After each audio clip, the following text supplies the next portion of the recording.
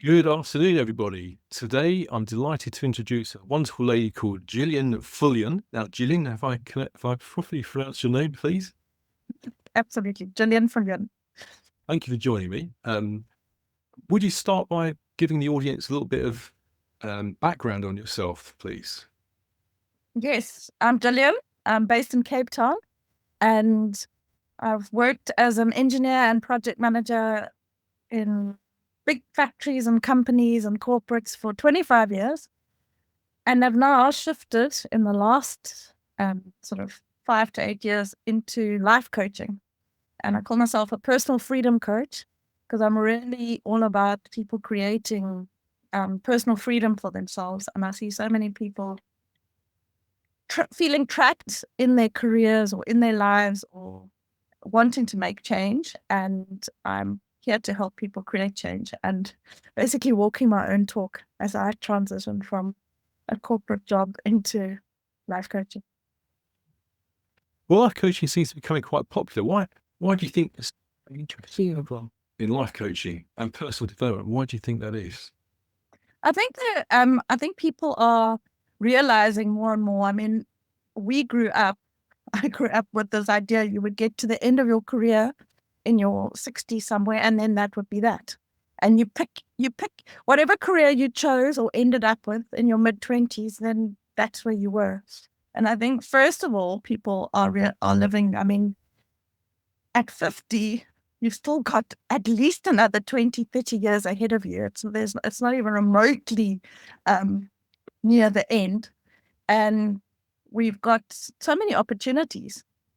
And I think the life coaching is there because people are realizing that they actually can take control of this, that they actually can change their lives and that they can change themselves, that they can decondition themselves, that they can address challenges and unhappiness and lack of confidence or any of those sort of personal traits are not necessarily hard and fast personality traits. They're actually things that you can grow and change and evolve.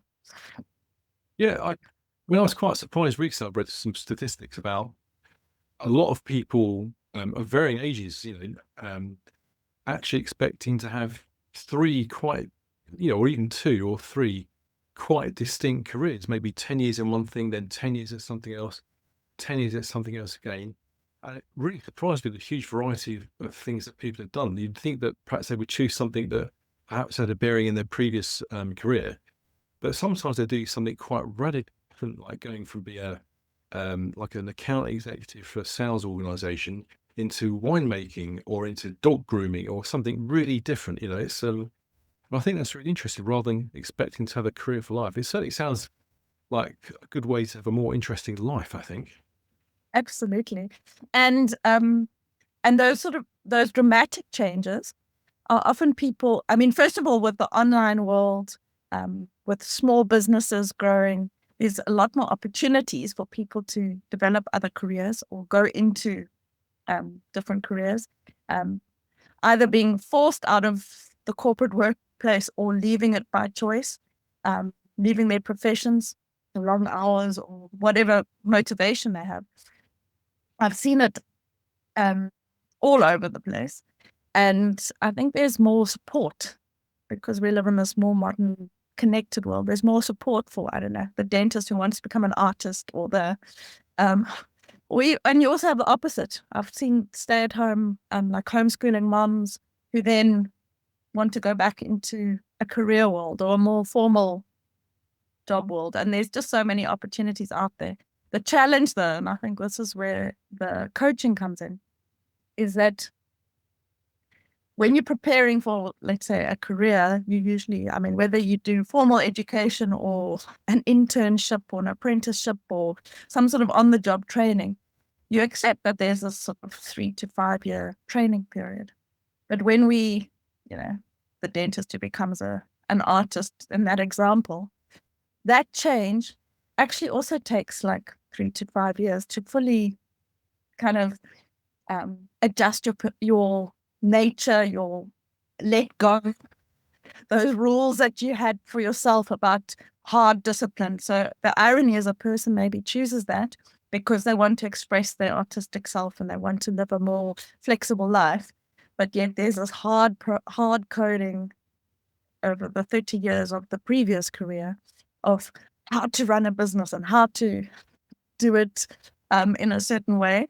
And people are very hard on themselves. Basically, that's what I've discovered, is that people are very hard on themselves. And those who don't make a quick transition, there are many who do. They're normally not my clients, but the ones who make a quick, easy transition, or have been planning it for a while, or have already got a exit plan in place and find it easy, then they run and do it. But there are many, many, many who find it really challenging, and they're not very hard on themselves because they think it should have been easy. They feel like there should have been a switch. And it really isn't like that for so many of us. Well, no, I can understand. I think it's that's a good analogy. The switch is something that's either one thing or another, and as organic human beings, we're not really designed to work that way. Because when we transition into a different job, even if we just change jobs but stay in the same career, this organic process of adapting, getting to know people, learning all about the environment. Just leave one job and start another, and it's quite, in the new role, it's quite a while before we become productive and so forth. And the other thing that I've discovered quite surprisingly a lot of, actually, is I've encountered a number of people who were in professional careers, but actually hated their job, and the reason they got into their careers originally was because of parental pressure. Dad was a doctor, dad was an accountant, dad was whatever, and there's that pressure, and which is really sad. That's quite a classic thing that does happen, where people get pushed into a career because of parental pressure and expectations, and they carry on and be quite successful in that career for many years, but actually really deep down they hate what they do. They really don't enjoy it at all, and they finally sort of become confident enough in themselves to perhaps face up to their parents and say, "Do you know what? I hate what I do, and I'm going to go and be an artist, or I'm going to go and be a carpenter or whatever," and actually find their, well, I wouldn't say they find their true passion, because it's already probably been bubbling away underneath for many years, but they've actually had the courage to step out of themselves and follow their passion rather than what's expected of them. Is that something that you've come across? Absolutely. And the challenge there, and so there can be two things. The one is really don't like what they do.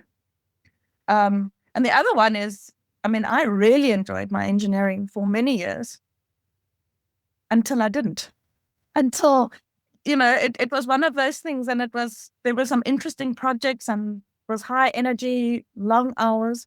But there got a time where I thought, well, I don't want to keep doing that. That was really great, but I'm done.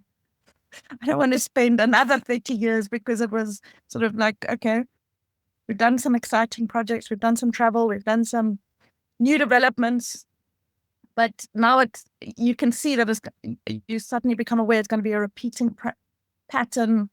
The job market's changed. It's like, I don't want to.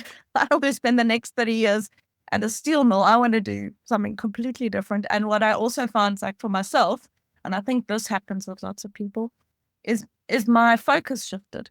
So for the people who hated it, or the people who enjoyed their first careers or even their second careers, like for me, I really felt this calling to deal more one-on-one with people. And that's where some people will say they really want to become more spiritual, or they want to become more artistic, or they want to do something on a smaller scale, or maybe they want to do something on a larger scale or more contributing. But there's often a shift in, or a growing value. So I think that comes, is that there's this, and I often say it's this growing wisdom that comes with age and learning and experience, that just comes along. The challenge, and this is where the coaching comes in, is that at the same time often people lose confidence because of those same experiences and negative experiences that happen over the years. There's this, okay, well, I'm now, whatever, 40, 50, and I've got all this experience, but I've also been burnt a few times and had some really bad experiences. So there's this sort of lost courage and lost confidence in trying this new thing. And I think that's where also the support is needed, because you're in transition and there's suddenly no network. So you have to start looking for a new support network. Makes a lot of sense, because I think I think the other thing that certainly I've discovered for myself, and I think others, again, as you say, wisdom comes with age to a certain extent, is that when there are certain things in life that you need to talk to somebody about, and sometimes a friend or a relative isn't the right person because A, they're not comfortable with the things that you want to say, and B, they're not experienced enough to give you a competent response to be able to guide you. And sometimes it can actually be a lot easier to speak openly to a complete stranger, even a coach, for example, than it can be to speak to someone who you already know, because there's a pre-agenda and you never know if they're going to. Whereas with someone like yourself as a coach, you're professionally equipped to listen to that person constructively and make some really good sort of suggestions and feedback. And it's probably a lot more comfortable for someone to talk to someone like yourself than it is, they might have all these ideas and there'll probably be a bit of fear of ridicule. They might be a professional career and say they want to go and start a dog grooming parlor or something. And they could probably anticipate some ridicule from their close friend, because just say, don't be ridiculous. You've got a great job. Don't be stupid. Why would you do that? I was going to say that's a big thing. Is not only could you get sort of, it's an unstructured advice, Yes. downright sort of discouraged by how certain people respond. But one of the things about coaching that's important, and especially sort of transformational coaching, is there's an aspect of asking pointed questions, because it's about discovery, letting the person really understand their own values and what them. Because I'm a real advocate for what I call gentle coaching and not bully coaching. Now, the bully coaches, it works for some people, and that's that, get up in the morning, follow this routine, do these things. And if you just told yourself to do it, just get up and do it, then you can do it. It's that, dive in, get on with it. And if that style hasn't worked for someone, and which is often the corporate way, there's a good chance that there's a whole lot of the part of the motivation for changing is to have a calmer, gentler, happier, lighter life, which means that the actual way of changing should also reflect that. So there's a lot of the aspect of self-coaching and especially the coaching program I do, which is Captain Your Life and choosing yourself, is all about adding this dimension of what I call self-compassionate courage and kindness to self. Because yes, you have to have a vision, and yes, you have to have sort of personal power and actions to put that vision into play. But we so often forget that we need to do it in a different way if we're trying to create a new life. And that different way is about compassion to self, which means understanding yourself and knowing what works for you. And I think that's where the coach comes in, to ask some interesting questions about limiting beliefs, what you value, crafting a bespoke way that will work for each individual. So this is really interesting as well, because it's something I've looked into.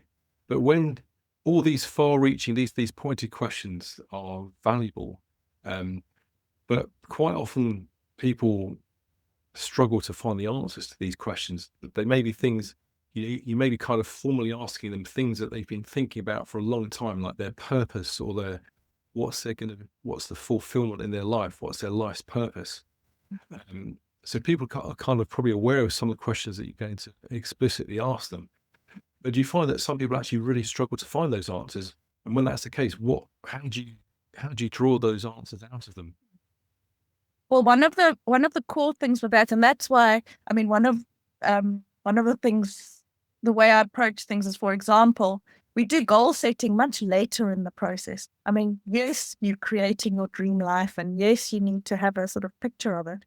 But a really important starting point is, well, what do you value, and who are you, and what drives you, and what makes you happy, and what makes you sad? And it all sounds really,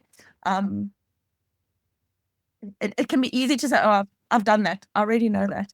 But if you were living a truly aligned life, and your actions and daily choices reflected your values, then you wouldn't then you wouldn't be feeling trapped and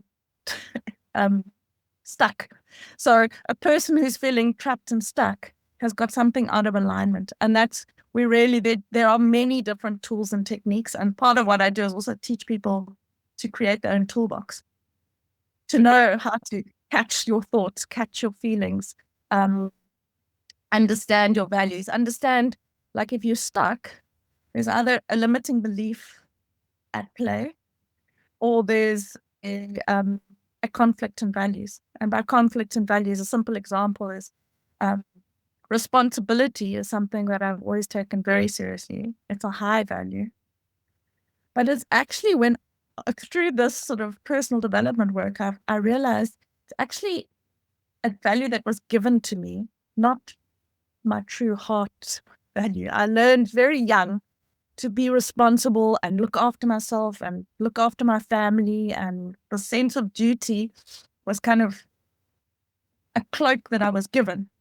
Whereas my actual values, like that really drives me and inspires me and lights me up, is like curiosity and learning and freedom and experiencing different cultures and connecting with different people. So that is where, the one feels like a duty and a bit heavier, and the other one feels inspiring and lights me up. And understanding that as an example to go into, and every person is different and every person will have their own combination.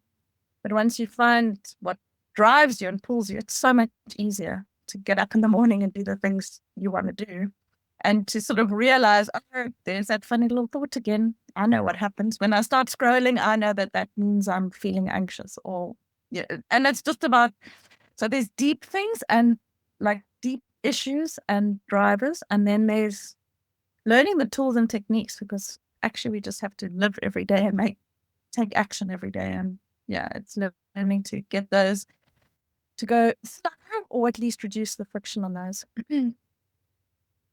Now, to some extent, you've given a few answers already, but in Captain Your Life program, what would you say really differentiates that from the work that other coaches do? I think to sum it up, it's really looking at that kindness to self. So a lot of programs that are about transforming your life and creating a new life, or fulfilling a goal, will really focus on the goal setting, visioning, manifesting, whichever end of the spectrum you work on. It's all about, have this clear vision, and then, take aligned action, have power, stand in your power. So all of those elements I agree with. I mean, you need a direction, and you need to have movement toward the direction. So the differentiating factor is the kindness to self, is taking the time to learn, oh, well, who's the traveler? Maybe I like to go slowly. I mean, I know for me, it took me a long time to realize I like to process things in my own time. Sure. Which was kind of when I realized, oh, that's my default setting. It meant a different approach to some of the more standard. And I mean, irony is I was a project planner when that was my career. So it was, and project planning for corporates is about speed and efficiency and productivity and getting the results. And I was in manufacturing, which is even more, I mean, their motto is, today's record is tomorrow's standard. And it's all about push, push, push, push, push. And I was like, hold on, when I'm crafting my new life, I'm not going to do that anymore. I am just not going, it's not my default. I like to understand things. I like to process things. So part of my program is about letting each individual understand what drives them. Some like the excitement, some like the energy, some like the action, some want the slowness. Some people's dreams is to have a happy, comfortable home. Some people's dream is to have a lot of money and the freedom that comes with a lot of money, or whatever. It doesn't matter. It's very individual. But the point is to understand self and to be kind to self as you go there, not push. And I think that kindness to self is really what I believe is the key to lasting change. That makes a lot of sense as well, because I think I'm very interested in self-development and personal growth.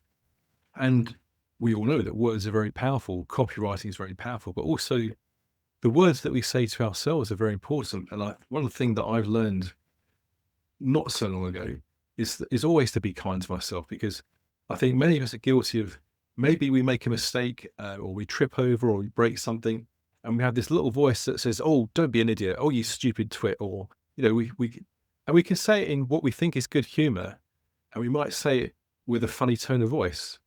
But the fact is, we're still saying those words, and we shouldn't do it. No matter how funny we think we're being, we're actually being very negative. And when we trip over, or when we break something, we have to be kind to ourselves and just forgive ourselves and be nice. We have to use nice words, because those words are very powerful, and they could be a very bad affirmation. So being kind to ourselves and being our own best friend, I think, is something that I've learned to do. And the advice I was given is, like, if something goes wrong and you have a bad day, or whatever it is that happens, how would you speak to your best friend? How would you support them kindly? And then apply that same methodology to yourself. So when you make a mistake or you fall over, just have those same kind words of compassion for yourself. And I think that's really important. And I think it really is, and it's key, because it's part of the personal transformation. So that's where that comes in, because to become kind and gentle with yourself often means deprogramming and unlearning and deconditioning many years of the opposite. And I mean, we're taught it in school. We're taught it in preschool when we first told color in the lines. You start learning very young. I'm doing things wrong. I'm not doing things right. So to unlearn that is a challenge, and it takes time, which is why coaching and personal transformation and having accountability all serve to help. And I think at a surface level, many people who say, let's just say, scroll through social media and get a feel for what personal transformation is, misunderstand, because kind to self and doesn't putting on a happy smile all the time. No. You don't have to be high vibe and happy all the time to be kind and caring to yourself. You can allow yourself, I mean, you can allow yourself to have a pity party for a night. You can allow yourself to be cross and angry about something. It's actually about saying, gosh, this is upsetting. Yeah, that's annoying. That person was me, feel hurt, and that's okay. And you know what? Actually, I don't want to go out all the time, or I don't want to be doing this because it makes me feel uncomfortable and exhausted. It's acknowledging the uncomfortable things and choosing which things actually make you feel unsafe, and which things are maybe just uncomfortable and you want to master it and lean into it, and figuring out the difference. So it's not, I think sometimes people think kindness to self is all about hugs and smiles and happiness and so on, but kindness is really listening and caring and giving yourself whatever you need. Sometimes, yeah, it is fun and all the cool stuff, but that's not the blanket answer. It makes a lot of sense. And I mean, some of the things you just said about, being hugged and stuff like that, I suppose one could almost extrapolate the idea or the concept of kindness into self-love.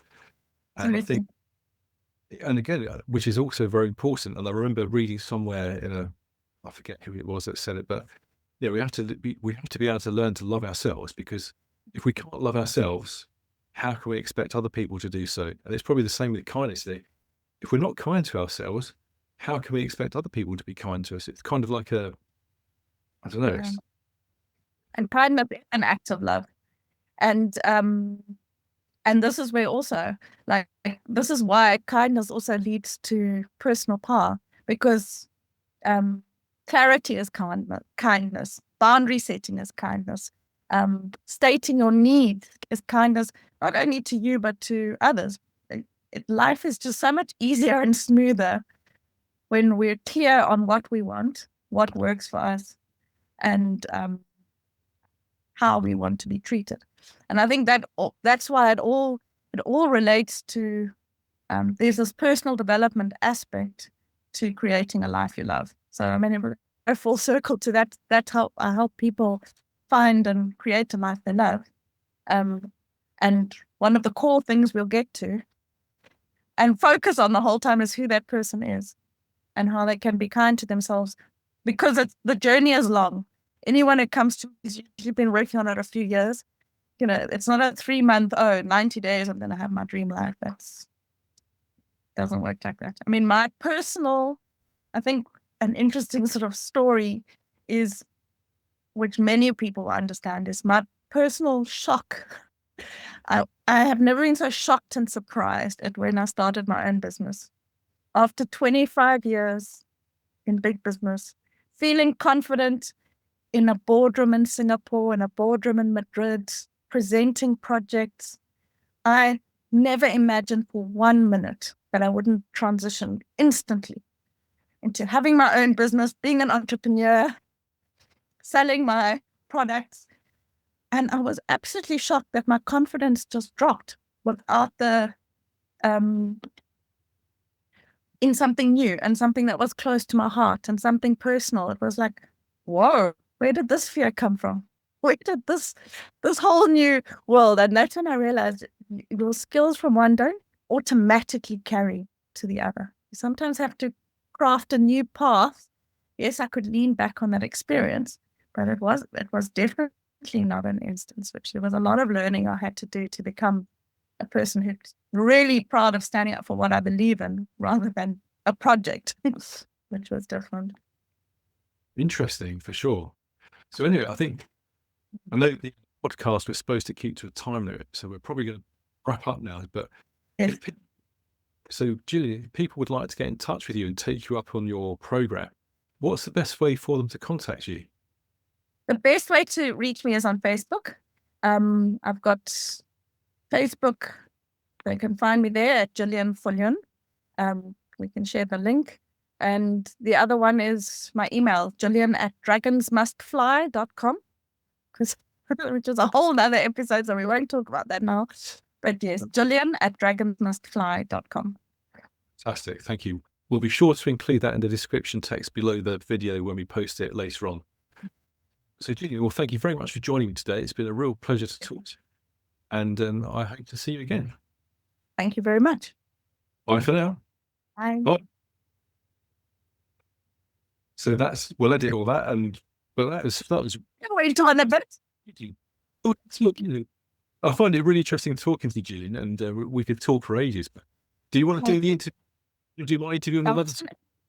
Well, I'm happy to do that. I just want to get a glass of water, but if you're running out of time, then we can do it next week. Yeah, should we do it next week? Because I've got another thing to do. Oh, sorry, I wait over so much, but please don't apologise. It's fine. It's fine. Just glad that we've done it. I'll share the video I'll send you the link to the video, but I'll also download the video and I'll put it into Descript and I'll share it in Descript with you, because then you can look at it and you can just see how Descript works. Anyway, we'll do that, and then we can talk about it at the beginning of the next session that we have. So we have a 2-weekly slot booked. So do you want 2 weeks time? I'm happy with that. If you want to do it next week instead, I'm also happy, but we can just stick to our routine. Yeah, let's stick to the routine. Okay. And then what we can do, we'll process both videos, make any edits, and then we can have a session where I upload my interview of you to my social media, and then you do the same. And we kind of so if you've got Facebook, I've got Facebook. If you've got YouTube, I've got YouTube. We'll kind of match each other in our posting with the hashtag descriptions. Yeah. Well, this is great. And thank you. This is great. It helped me, as I say, transition back into this stuff. That's great. Thank you so much. Pleasure. It's time. Yeah. See you soon. Bye.